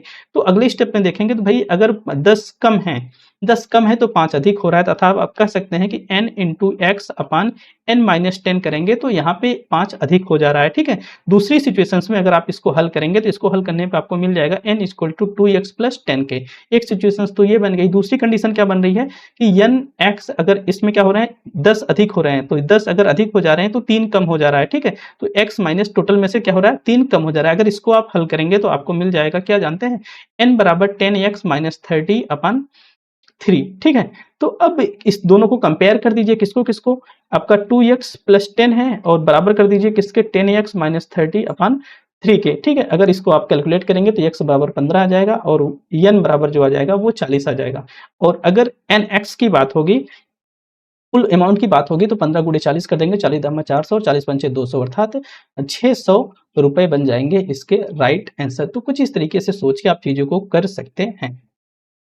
नेक्स्ट ऑन है, क्वेश्चन नंबर 39 है, कह रहा है कि Ferdinand de Saussure approach to the study of the science is described as. ये जो टॉपिक है, इस टॉपिक को मैंने कम्युनिकेशन के यूनिट में पढ़ाया है और प्लस पीवाईक्यू के सीरीज में भी इसको हल कराया है। जो फर्डिनेंड डी सॉसरे हैं ये सेमियोटिक्स, सेमियोलॉजी, ठीक है, ये जो है फर्डिनेंड डी सॉसरे को सेमियोटिक्स का फादर भी बोला जाता है, ध्यान में रखिएगा। सेमियोटिक्स का इनको फादर भी बोला जाता है। हालांकि ये अकेले नहीं है, 2 और लोग हैं, उनका नाम हमको याद नहीं है, लेकिन अगर देखना है तो कम्युनिकेशन की यूनिट में जाके आप देख लीजिएगा। वो तीनों के मैंने एक प्रॉपर पेपर की कटिंग लगाई हुई है, उसमें से आप पढ़ के समझ भी सकते हैं। तो हालांकि फर्डिनेंड डी सॉसरे का जो अप्रोच है वो स्टडी ऑफ साइन है, स्टडी ऑफ साइन से भी आप जा सकते हैं किसकी तरफ, सेमियोटिक्स की तरफ, सेमियोलॉजी की तरफ, ठीक है। बाकी सेमियोलॉजी साइंस का अर्थ समझाता है, साइन का मीनिंग बतलाता है। सेमेंटिक्स का मतलब जानते हैं, सेमेंटिक्स एरर का मतलब, सेमेंटिक एरर्स का मतलब जो आप शब्द बोल रहे हैं, जो वाक्य बोल रहे हैं, सामने वाला पहचान नहीं पा रहा है, तो मतलब कि शब्दों और वाक्यों का अध्ययन होता है सेमेंटिक्स, ठीक है। नेक्स्ट ऑन कर रहा है मार्शल मैकलुहान उच्च परिभाषा मीडिया के उदाहरण। According to Marshall McLuhan examples of the high definition of media की कॉन्सेप्ट की सीरीज में हमने आपको कूल मीडिया और हाइडिया के मतलब कूल मीडिया और हॉट मीडिया के बारे में बहुत अच्छे से समझाया और बताया है, ठीक है। आप एक बार उस लेक्चर को जरूर सुनिएगा, मुश्किल से 15 से 20 मिनट का लेक्चर होगा, 15 मिनट का लेक्चर होगा, लेकिन मार्शल मैकलुहान की पूरी थ्योरी को हमने बहुत अच्छे से वहां पे आपको समझा दिया है।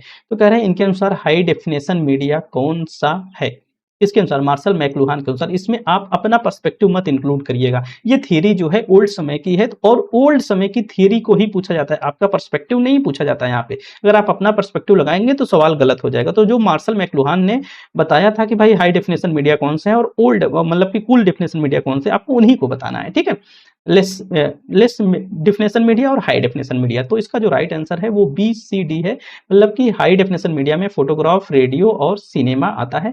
बाकी स्पीच और कार्टून जो है वो लेस डेफिनेशन मीडिया के उदाहरण है। तो इसको आप ध्यान में रखिएगा। बाकी ये थ्योरी हमने यहाँ भी इंक्लूड कर दी है। जो मार्शल मैकलुहान थे वो हॉट और कूल मीडिया को 1964 में इन्होंने डिफाइन किया था। इन्होंने इस बात पे फोकस किया कि the medium is the message. इन्होंने कहा कि जो मीडियम है वही मैसेज होता है, वही संदेश होता है। बेसिकली हॉट मीडिया के बारे में इन्होंने बोला कि लेस इंटरेक्टिव होता है और लो कॉग्निटिव एंगेजमेंट यहाँ पे होती है। यहाँ पे कहने मतलब जो हॉट मीडिया होती है उसको आपको लेने के लिए, उसको समझने के लिए आपको ज़्यादा एफर्ट लगाने की जरूरत नहीं होती है, ना ज़्यादा आपको ना कॉग्निटिव या कॉग्निशन लगाने की आवश्यकता होती है। ये इतने अच्छे होते हैं कि वो उसको आप बहुत इजीली ऑब्जर्व कर सकते हो, इसीलिए आप इसको हाई डेफिनेशन बोला जाता है। ये लॉट ऑफ डिटेल्ड इन्फॉर्मेशन होती है, लो पार्टिसिपेशन होता है। यहाँ पे चीज़ों को लेने के लिए आपको बहुत ज़्यादा पार्टिसिपेट होने की आवश्यकता नहीं पड़ती है। तो हॉट मीडिया में आप देखेंगे radio, movie, film, photograph, lectures and print books हैं। तो हॉट मीडिया के बारे में ही तो पूछा गया था ना।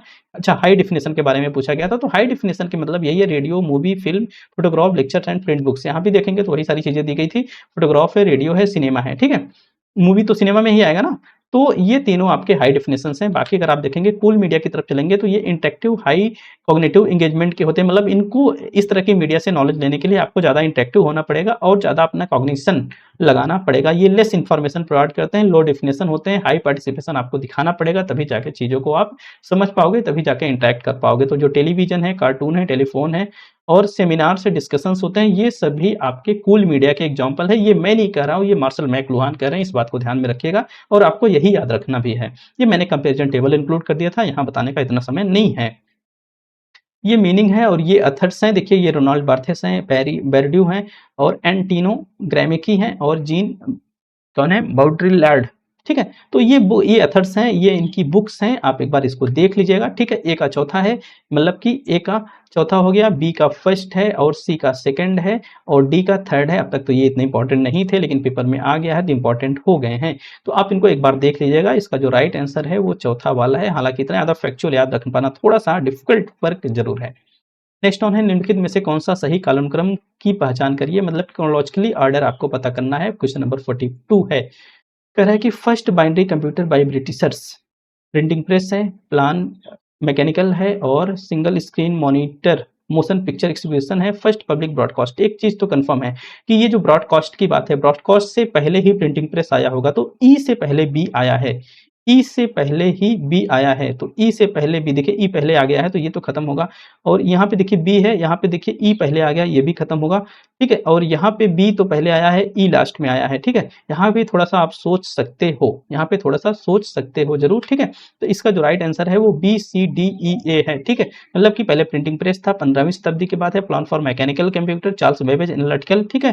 बाकी single screen motion picture exhibition, पहली सार्वजनिक जो फिल्म थी वो 1895, फर्स्ट पब्लिक ब्रॉडकास्ट टेलीविजन 27 से 30 में, first binary computer by Britishers 1900, द्वितीय विश्व युद्ध 1943 में। तो इस तरह के भी सवाल पूछ लिए जाते हैं, देखकर बहुत घबराना नहीं है। पूरे 50 में से 4-5 सवाल ऐसे आ ही जाते हैं जिसको हो सकता है कि आप ना ही सुने रहें। ऐसे क्रोनोलॉजिकल ऑर्डर भी आ सकते हैं, ऐसे फैक्चुअल किताबों से संबंधित या कोई फैक्ट पे ऊपर आधारित सवाल भी आ सकते हैं। तो उस 5 के लिए तो घबराएंगे तो परेशान होंगे आप, ठीक है। बाकी इसका जो राइट आंसर है वो सेकंड वाला इसका राइट आंसर है। अब तक नहीं पता था लेकिन अब इसको डिनोट कर लीजिएगा।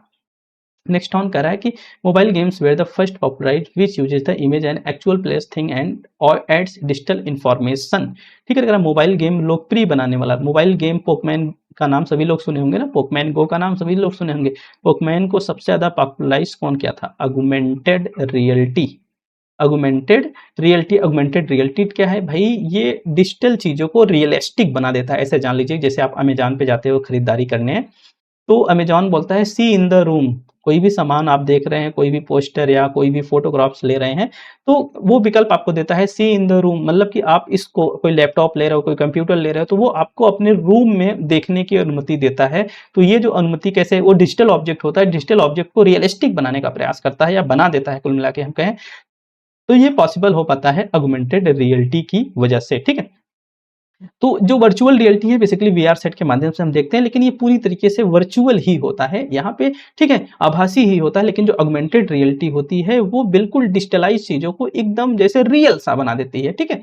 तो इसका जो राइट आंसर है वो ऑगमेंटेड रियलिटी है, ठीक है। तो ऑगमेंटेड रियलिटी है, तो ये वास्तविक दुनिया में डिजिटल जानकारी को इंक्लूड करने का काम करती है। बेसिकली जो पोकेमॉन गो था सबसे पहले इसी तकनीक को लोकप्रिय बनाया था। जो पोकेमॉन गो था मतलब बच्चे गेम्स खेलते खेलते छत से कूद जा रहे थे, ऐसी सब बातें आप लोगों ने सुने होंगे। जो वर्चुअल रियलिटी थी बेसिकली ये पूरी तरीके से आभासी वातावरण, और जो मिक्स्ड रियलिटी है बेसिकली एआर और वीआर का मिक्सर है, ऐसे जान लीजिए। कंप्यूटर एडेड डिजाइन कैड तो आप जानते हैं, बेसिकली कैड एक प्रकार का सॉफ्टवेयर है जिसमें हम क्या करते हैं, जो मैप वगैरह तैयार होता है, सड़कों की डिजाइन होती है, नक्शे बनते हैं, वो सब कंप्यूटर एडेड डिजाइन कैड के माध्यम से ही होते हैं। बाकी यहाँ पे मैंने एआर वीआर और एमआर के बारे में चीजों को बतला दिया है, थोड़ा सा आप देख लीजिएगा, ठीक है। बेसिकली जो ऑगमेंटेड रियलिटी होती है इसमें add digital elements in the real world view, और यहाँ पे create fully virtual environment create होता है। एग्जांपल में Pokemon Go, Snapchat and filters, Oculus and VR games, VR sets आते हैं, इसको हेडसेट्स आते हैं समझने के लिए, और एआर ऑगमेंटेड रियलिटी को देखने स्मार्टफोन की मदद से, और हम एआर ग्लासेज की मदद से चीजों को कर सकते हैं। इसमें क्या होता है, रियल वर्ल्ड प्लस डिजिटल को ओवरले करने का प्रयास किया जाता है। ये पूरी तरीके से इमर्सिव एंड वर्चुअल वर्ल्ड हुआ करता है, ठीक है। बाकी एमआर को तो दोनों का मिक्सअप है, देख लीजिएगा। क्वेश्चन नंबर 44 है, कह रहा है अंतरराष्ट्रीय सौर गठबंधन का मिशन क्या है। देखिए इसका मिशन और इसकी टैगलाइन दो अलग अलग चीजें हैं, यहाँ पे कंफ्यूजन होता है और बच्चे गलत कर देते हैं। What is the mission of international solar alliance, कह रहा है every home no matter how far will have electricity, कह रहा है every home will harvest solar energy, हर घर चाहे कितनी भी दूर हो घर पर रोशनी होगी, हर घर को कार्बन न्यूट्रल होना चाहिए। तो जो अंतरराष्ट्रीय सौर गठबंधन है उसका जो मिशन है वो तीसरा है, हर घर चाहे कितनी भी दूर हो घर पर रोशनी होगी, every home no matter how far away will have light to home, क्योंकि सोलर के माध्यम से एनर्जी प्रोड्यूस की जाती है, कारण वो कितनी भी दूर होगी भले, लेकिन वहां पर रोशनी होगी, वहां पर एनर्जी होगी, ठीक है। तो इसका राइट आंसर जो है थर्ड है। इसकी जो टैगलाइन है वो है let us together make the sun brighter, ठीक है, ये इसकी टैगलाइन है और ये इसका मिशन है, ठीक है, ये इसका मिशन है। इसका जो ऑब्जेक्टिव है वो प्रमोट करना सोलर एनर्जी को और रिड्यूस करना फॉसिल फ्यूल्स की जो डिपेंडेंसी है उसको। बेसिकली आईएसए है जो फाउंडेड हुआ था 2015 में पेरिस और इंडिया के सहयोग से, रूस फ्रांस और इंडिया के सहयोग से। इसका जो हेडक्वार्टर है आपको पता है गुड़गांव इंडिया में है, ठीक है। क्वेश्चन नंबर 45 है, कह रहा है कि एक अंग्रेजी शिक्षक छात्रों को एक उपन्यास के विषयों, पात्रों और साक्षरता उपकरणों का विश्लेषण करते हुए मल्टीमीडिया प्रस्तुत करने के लिए कहता है। छात्रों की वास्तविक प्रगति की जांच करने के लिए कौन सा मूल्यांकन पद्धति, वास्तविक रियलिस्टिक, ठीक है, कहा गया भाई, एक मिनट, लिटरेसी को डिवाइसेस के माध्यम से क्या कर रहा है, चुप भी रियल टाइम प्रोग्रेस की माप कर रहा है। देखिए समेटिव असेसमेंट तो लास्ट में होता है, and of the year, and of the semester, ये तो नहीं होगा। नॉर्म रेफरेंस टेस्ट है और इप्सेटिव है, ठीक है, मानदंड संदर्भित मूल्यांकन है। बेसिकली हम इसको किसी एक मानदंड से, किसी एक मानक से हम कंपेयर करते हैं, तो ये भी नहीं है। इप्सेटिव है, इप्सेटिव में चीजें हम उसके आकलित करते हैं, तो ये भी नहीं है। तो ये है आपका ऑथेंटिक असेसमेंट, ये है आपका ऑथेंटिक असेसमेंट, इसमें रियल टाइम प्रगति की जांच की जाती है। तो इसका जो राइट आंसर बनेगा वो प्रामाणिक मूल्यांकन बन जाएगा। तो उम्मीद करता हूं ये जो सेशन था आपके लिए काफी लाभदायक रहा होगा, ठीक है। बाकी ये ऑथेंटिक असेसमेंट है, real time progress, real time task को इंक्लूड किया जाता है। समेटिव असेसमेंट आपका भाई end of the real time progress होता नहीं है, इसमें end of the learning, end of the semester, end of the year होता है। नॉर्म रेफरेंस टेस्ट में compare student to each other not suitable for here, मतलब नॉट सुटेबल फॉर, फिर इस क्वेश्चन के पर्पज से बोला जा रहा है। नॉर्म रेफरेंस टेस्ट में क्या है, compare student to each other, और इप्सेटिव में क्या होता है भाई, करंट परफॉर्मेंस को हम पास्ट परफॉर्मेंस के क्या करते हैं, कंपेयर करते हैं। जैसे पिछले साल हम 62% पाए थे, तो इस साल कितना पाए हैं, तो पिछले साल वाले से हम क्या करते हैं, इस साल वाले को पिछले साल वाले से कंपेयर करते हैं, तो इप्सेटिव। तो ये सब रही बातें। तो उम्मीद करता हूं आपको ये सेशन बेनिफिशियल लगा होगा। ये 4 सितंबर 2024 शिफ्ट फर्स्ट का पेपर था, मतलब जून वाले सेशन के लिए एक लेक्चर और आएगा जिसमें हम 4 सितंबर 2024 शिफ्ट 2 के पेपर को कवर करेंगे। उसके बाद हम दिसंबर 2024 वाले सेट को स्टार्ट करना शुरू कर देंगे। तो आज के लिए इतना ही। आप सभी को बहुत बहुत धन्यवाद। एक बात और बोलनी थी, वो ये था कि ये जो पेपर तैयार करते वक्त कुछ ह्यूमन त्रुटियां हो सकती हैं। हो सकता है कि कुछ क्वेश्चंस लिखने में गलतियां हो, ट्रांसलेशन में कुछ गलतियां हो सकती हैं, क्योंकि मैं खुद ट्रांसलेट तो करता नहीं हूँ, इसको गूगल ही ट्रांसलेट करता है। तो कुछ एक एरर्स देखने को मिल सकती हैं कि हो सकता है कि किसी एक आंसर में भी कुछ त्रुटियां हो गई हों, तो वो ह्यूमन एरर्स ही होंगी। बाकी मैंने पूरा अपना प्रयास किया है कि चीज़ों को पूरी तरीके से सही करने और सही बनाने में। अगर आपको कुछ कमियां मिलती हैं तो कमेंट बॉक्स में ज़रूर बताएं, और अगर कोई चीज़ें आपको नहीं समझ में आती, कोई क्वेश्चन नहीं समझ में आता है, तो आप कमेंट बॉक्स में हमें कमेंट कर सकते हैं। आज के लिए इतना ही। आप सभी को बहुत बहुत धन्यवाद।